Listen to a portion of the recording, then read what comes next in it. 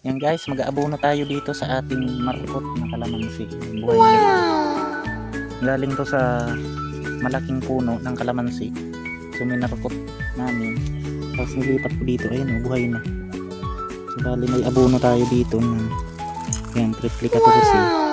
Nabunuhan natin yung puno no, para bumunga na siya. Tingnan natin guys. Sumusunod yung... Hoy, hindi yung pagkain. Bali may ano na nabuhay yung ingas. So ito yung puno ng kalamansi. Mag-aabono tayo dito ng isang dangkal. Saka dapat sa taas para pag dinidiligan siya at saka umuulan, yung abono niya napupunta dun sa puno ng kalamansi. I-update ko ulit kayo guys pag namunga na tong kalamansi natin.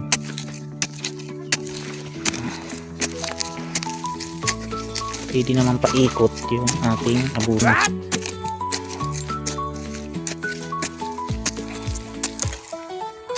Hindi ko kasi yung pinapatay kasi nakakaingas yan sa balat. Yan, ito. Wow!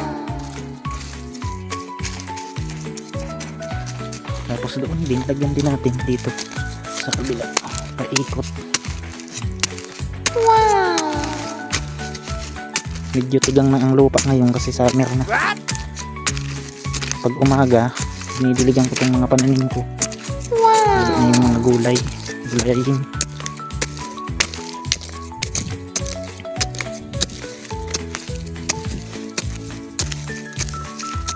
Guys.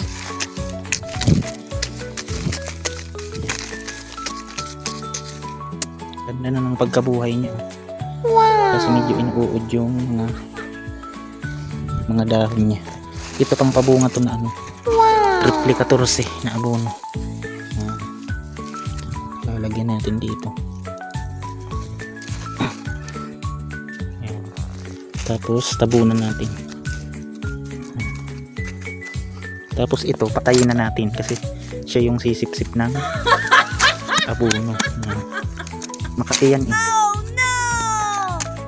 Bawal yan umano sa yung katas niyan, makati sa balat. Alisin na natin itong mga bulok na.